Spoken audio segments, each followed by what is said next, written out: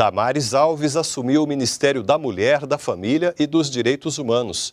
No discurso de posse, a ministra afirmou que todas as políticas públicas da pasta vão ser construídas com base na família e que as mulheres vão ter prioridade, voz e serão escutadas pelo governo. Veja como foi. Eu queria cumprimentar todos vocês, as autoridades, os parlamentares que aqui estão. Eu estou vendo tanto parlamentar aqui. Eu não posso nem nomear porque eu vou ficar assim com vergonha de dizer que eu amo um mais que o outro. São 22 anos ao lado, 20 anos ao lado desses parlamentares, respeitada por todos eles. Fui serva desses parlamentares por 20 anos, mas fui parceira, fui companheira. E vou dizer uma coisa, eu posso falar, fui pastora de alguns também. O Estado é laico, mas sou terrivelmente cristã. Fui pastora de alguns. Amigas, alguns senadores tão queridos ali, eu não vou nomear, porque eu vou perder os nomes aqui, mas a todos os parlamentares, Senado e Câmara, onde foi a minha vida nos últimos 22 anos. Alguns parlamentares que sonharam comigo este novo tempo para o Brasil. Nos chamaram de loucos, deputados. Nos chamaram de malucos algumas vezes. Disseram que a gente vivia de utopia, de sonhos. Mas olha onde o nosso sonho nos trouxe. Num Brasil novo, num momento novo para esta nação. Obrigado, parlamentares. Obrigada a todos vocês. Cumprimento a todos vocês.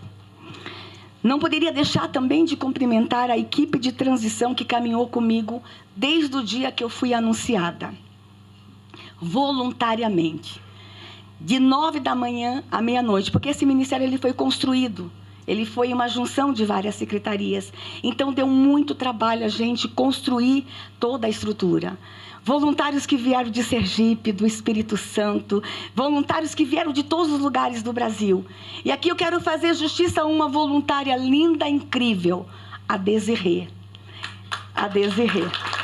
Desirê que veio do Mato Grosso do Sul, jovem, negra, extraordinária, e que veio nos ajudar a escrever as políticas públicas para a Secretaria da Mulher, e por ter sido vista lá nos corredores, sofreu tanto na imprensa. Nosso abraço, nosso carinho a Desirê, e ela não está fora desse time, saibam disso. Quero agradecer ao presidente Bolsonaro por ter acreditado e confiado e me convidado para ser a ministra. Alguns disseram que eu não tomaria posse ontem. Oh, consegui, yes! Disseram, inclusive, que iam me matar. Não conseguiram. Estou aqui. Agradeço ao presidente Bolsonaro, mas, antes de tudo, eu agradeço a Deus por essa oportunidade. Em 2018, a Declaração Universal dos Direitos Humanos completou 70 anos. Temos muito a comemorar. No entanto, ainda temos muito no que avançar. Avançar no cuidado integral, na construção e implementação de políticas públicas que não sirvam mais para fins eleitoreiros e enriquecimento ilícito. Temos que avançar na construção e efetivação de políticas públicas que sejam duradouras, estruturais e promovam ao nosso povo melhores condições de vida plena em todas as suas vertentes. E por falar em vida, eu falo vida desde a concepção.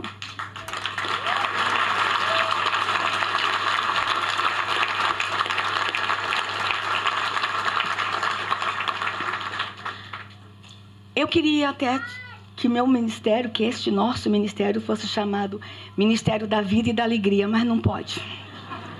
Para este governo, os direitos humanos são universais e serão respeitados. A vida, nosso bem maior, é o ponto de partida. Esse ministério foi pensado e estruturado a partir dela, de sua proteção e seu cuidado.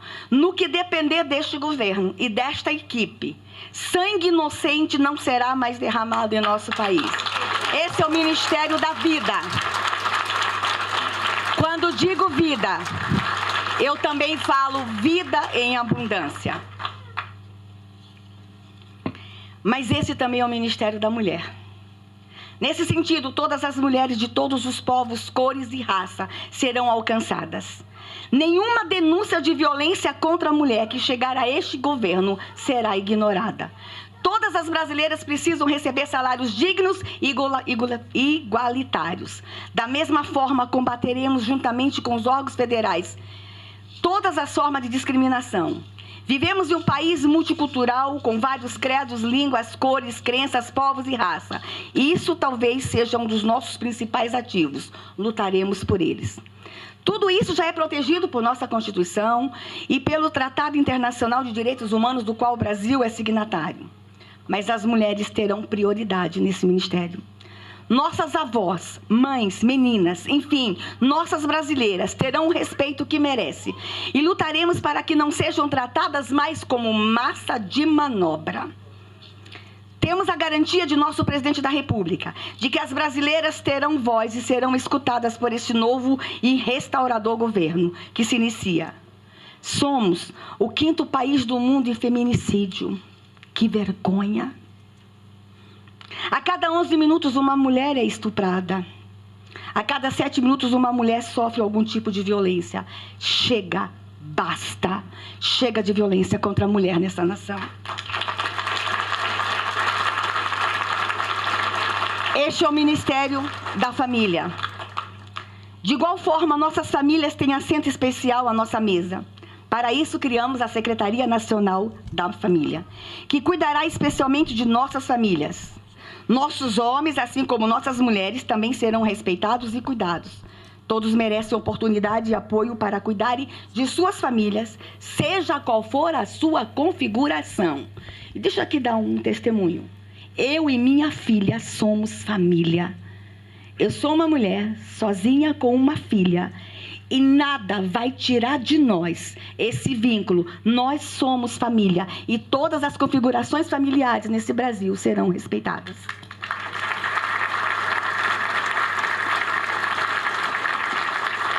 Para alcançar nossos objetivos, trabalharemos de forma especial por política de fortalecimento de vínculos familiares, inclusive por meio da solidariedade intergeracional, além da promoção de relacionamentos saudáveis entre os mais jovens e os mais velhos. Deixa eu dizer uma coisa, vocês ficam perguntando, mas que políticas públicas não são consideradas famílias? Deixa eu dar um exemplo. Nós temos no Brasil uma excelente iniciativa que é o Enem. Mas o que acontece com o Enem? O menino de 16 anos faz o Enem, passa no Enem, lá no interior do Rio Grande do Sul, para fazer medicina lá no Amapá. Ele é retirado do seio familiar e é levado por um estado tão longe de sua família, longe do seu povo, uma cultura diferente, e é colocado num alojamento. Sabe o que está acontecendo nas universidades do Brasil? Tristeza, dor, depressão por saudade. Talvez vocês falam, mas nos países desenvolvidos isso acontece. Mas lá os pais têm dinheiro para ir visitar o filho na universidade. E o filho vai nos feriados em casa. No Brasil, esses jovens são jogados longe. Parabéns ao Enem. O Enem é uma excelente iniciativa. Mas nós não podemos mais pensar política pública que não fortaleça o vínculo familiar. E é nesse sentido que o governo Bolsonaro vem. Toda a política pública antes vai pensar, isso aqui vai estar ou não fortalecendo o vínculo familiar. Este é o Ministério da Criança e do Adolescente. Nossas meninas e os meninos estão entre os bens mais preciosos da nação.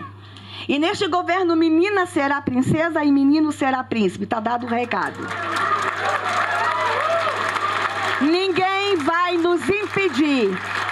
Deixa eu dar mais um recado. Ninguém vai nos impedir de chamar nossas meninas de princesas e nossos meninos de príncipe. No Brasil tem meninos e meninas. Vivemos em um Brasil desigual em todas as áreas. Muito foi feito, mas não é o suficiente. Há muito trabalho ainda. Nossas meninas e meninos irão brincar e não serão brinquedos. Deixa eu repetir. Criança brinca, mas não é brinquedo. Esse ministério atuará na luta contra a pedofilia e pornografia infantil, em parceria com os demais órgãos do governo. E aqui eu quero mandar um recado para os pedófilos de plantão, e para os abusadores de plantão, e para os exploradores de criança e adolescente. Atenção, senhores, a brincadeira acabou no Brasil. Bolsonaro é presidente do Brasil.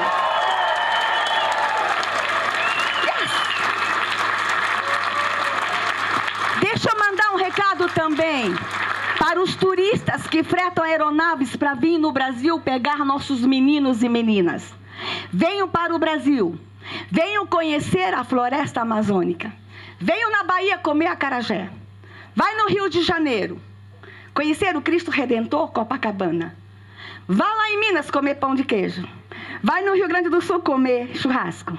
Mas não venha no Brasil mais pegar crianças e adolescentes, não. Porque Bolsonaro é presidente do Brasil. Um novo tempo nasce nessa nação. Seremos implacáveis com aqueles que destroem a infância das crianças brasileiras. Os abusadores, os consumidores de pornografia infantil, o crime organizado, entre outros. E aqui eu quero lembrar, Sérgio Moro é ministro do governo Bolsonaro. Seremos proativos para evitar a gravidez inesperada que alcança meninas cada vez mais novas. Não negligenciaremos as necessidades e enfrentaremos os desafios em relação às crianças e adolescentes em situação de vulnerabilidade, sobretudo as mais pobres e as de comunidades tradicionais, as invisíveis. Um dos desafios desse atual governo é acabar, com o abuso da doutrinação ideológica. Trabalharemos junto com o poder público para construir um Brasil em que nossas crianças tenham acesso à verdade e sejam livres para pensar. Acabou a doutrinação ideológica de crianças e adolescentes no Brasil.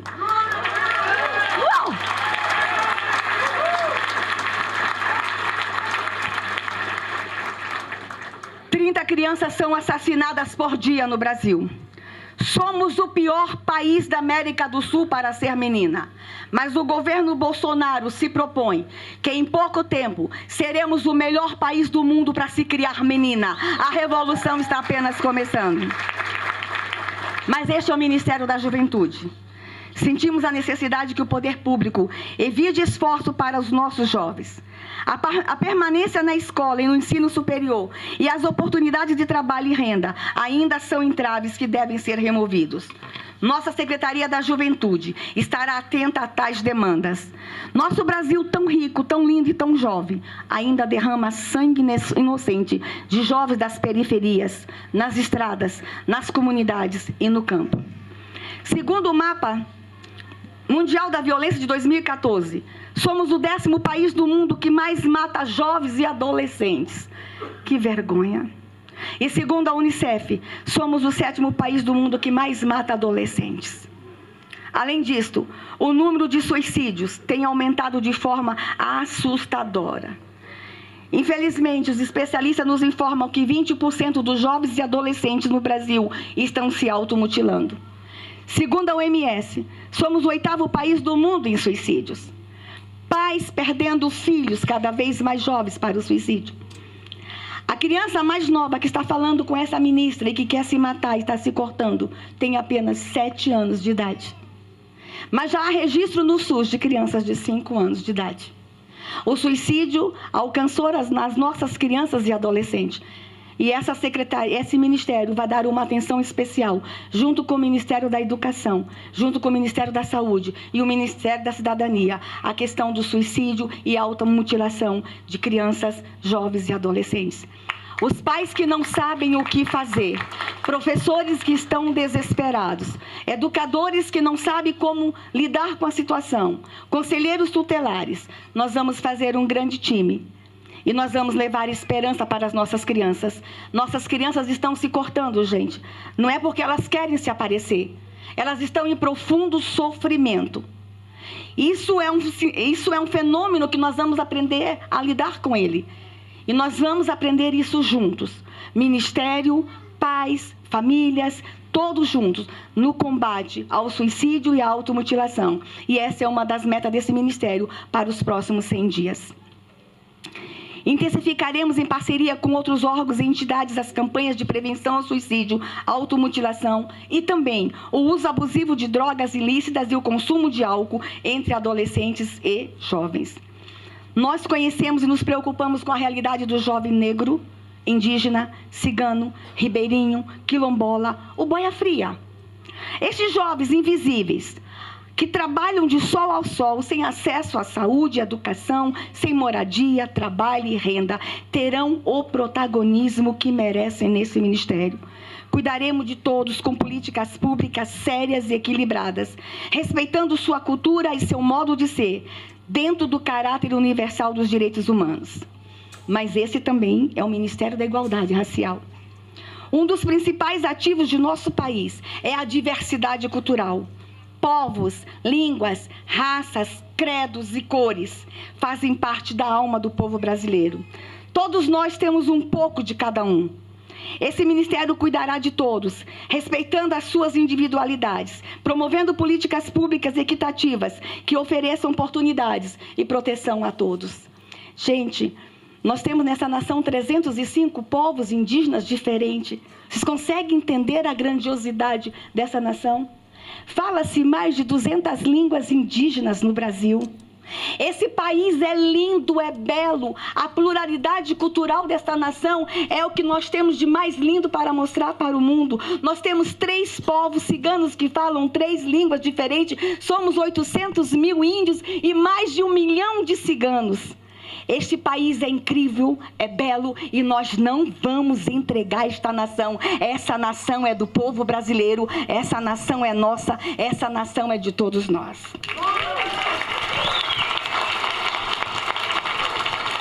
Mas este ministério também é da pessoa idosa.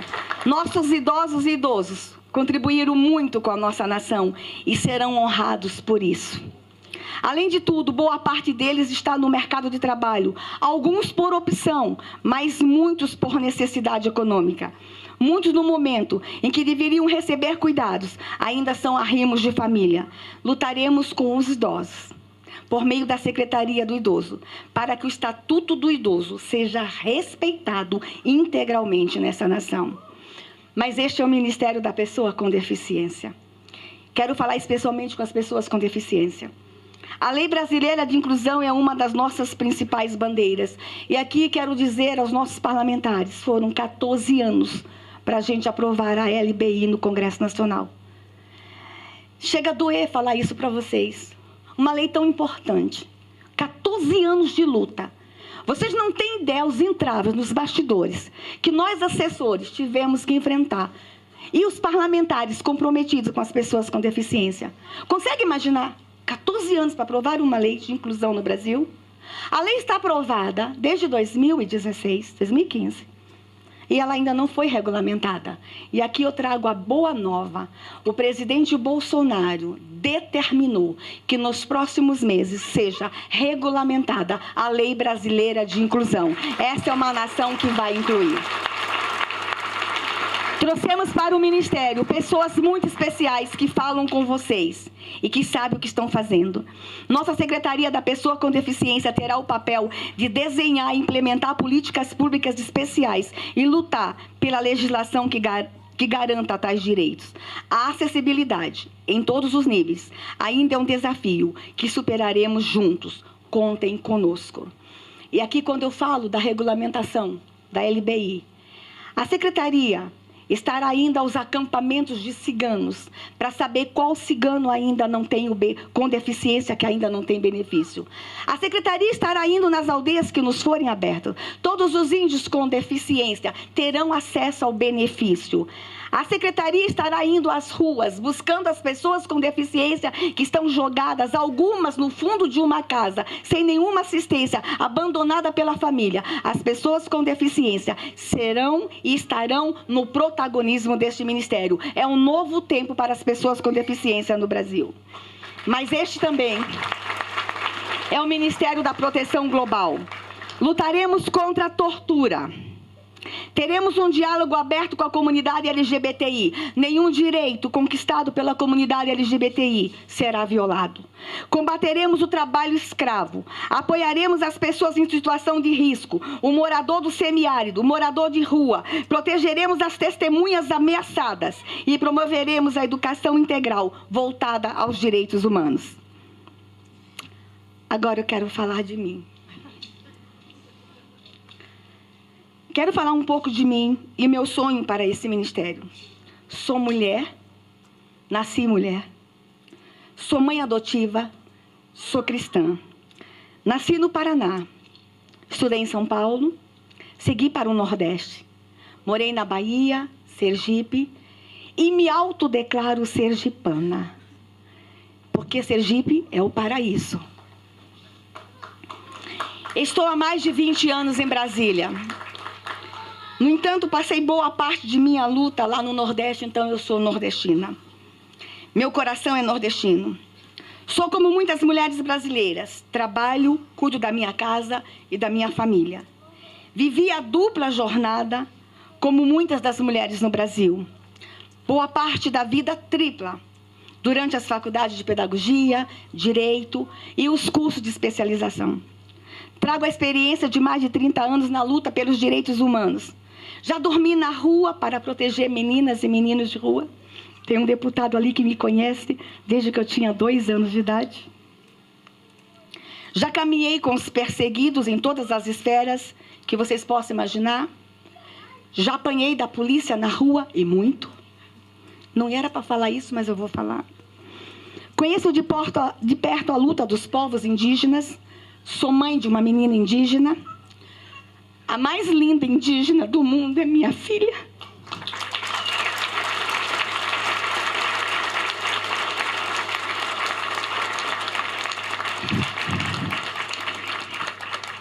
Que não teve a alegria de estar aqui, porque foi ameaçada junto com a mãe.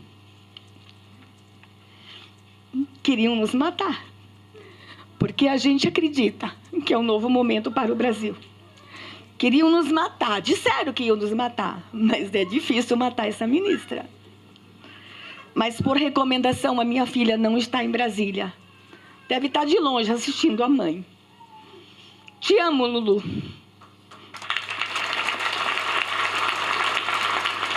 Minha história.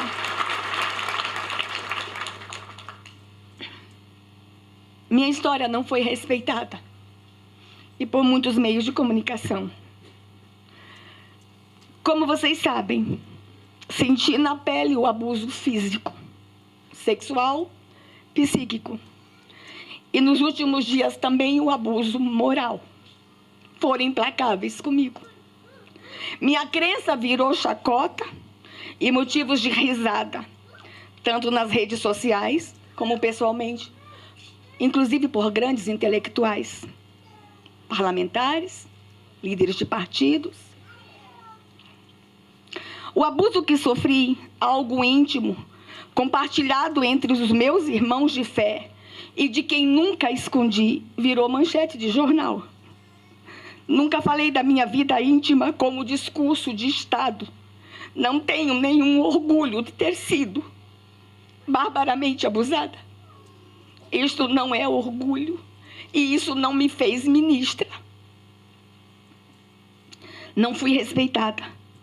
Não fui respeitada como menina, como mulher, como mãe e como filha. Não fui respeitada como brasileira. Minha história não foi veiculada com muito conforto e motivo de superação, mas como escárnio por uma pequena parte da mídia de forma irresponsável. Quando riram de mim, riram de 1/3 das meninas no Brasil que são abusadas sexualmente.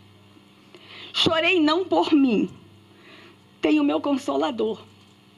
E queiram vocês ou não, ele sobe em pé de goiaba.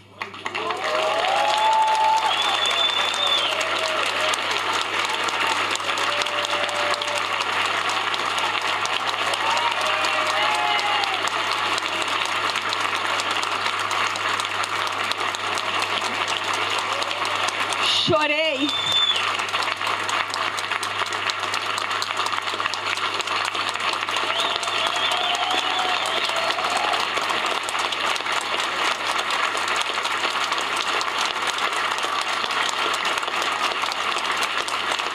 Obrigada.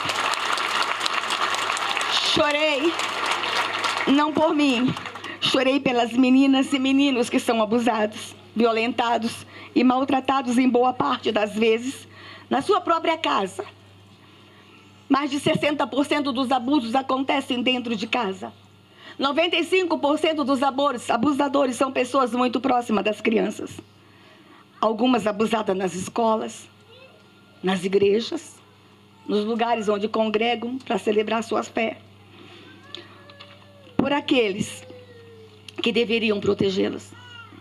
Chorei por aqueles e por aquelas humilhados e maltratados, que nem sempre têm um lugar para subir e chorar. Eu tive um lugar para clamar por alguém que veio em meu socorro. Eu tive. Choro por aqueles que o Estado não alcança e que algumas vezes não faz o mínimo esforço para alcançar. Choro pelas minhas crianças indígenas, pelas mães indígenas que gritam por socorro. Não é lenda, não é brincadeira. Mulheres indígenas nesse país ainda são obrigadas a enterrar suas crianças. E eu quero deixar bem claro aqui uma coisa. O índio ama desesperadamente seu filho. Os índios amam desesperadamente suas crianças. E alguns índios, em nome da cultura, e por não saber o que fazer, às vezes são obrigados a sacrificar suas crianças. E a gente finge que não sabe. Eu vou contar uma coisa para vocês. São 305 povos. Não são todos os povos que ainda matam suas crianças. Pouquíssimos. 10, 15. Mas vocês acham que a mãe indígena quer matar seu filho? Vocês acham que é confortável para uma mãe indígena enterrar sua criança viva neste país?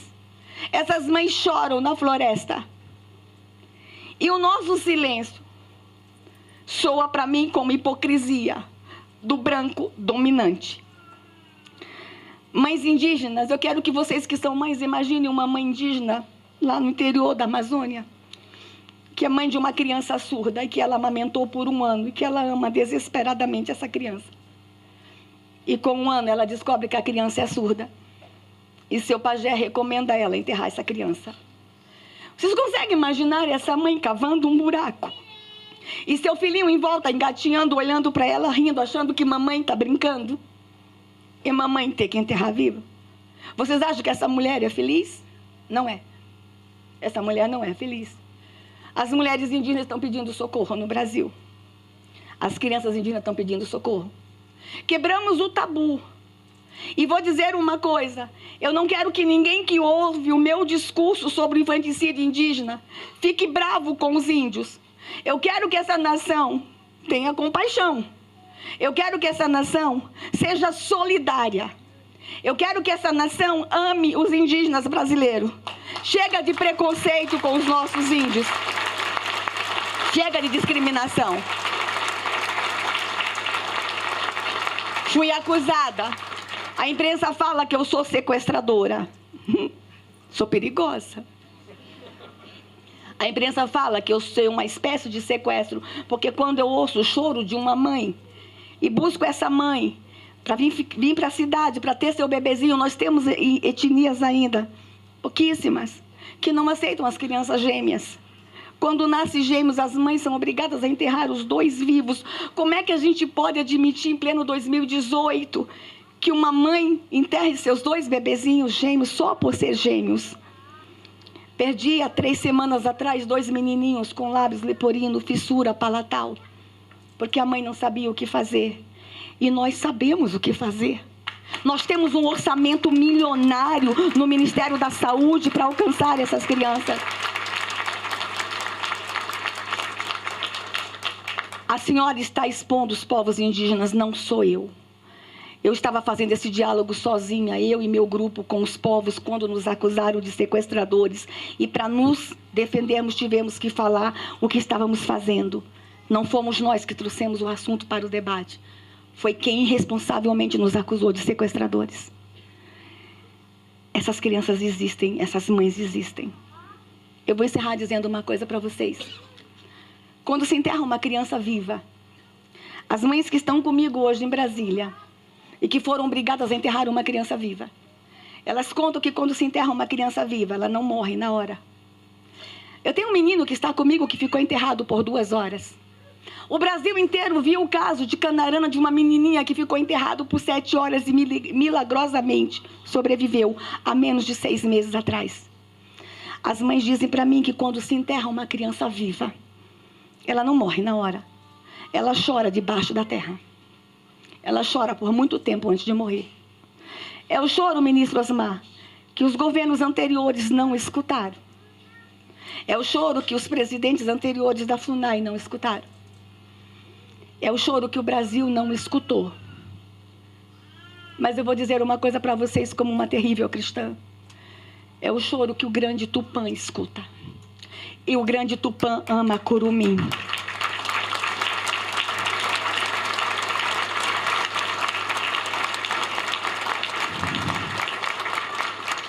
Chega de choro de curumim.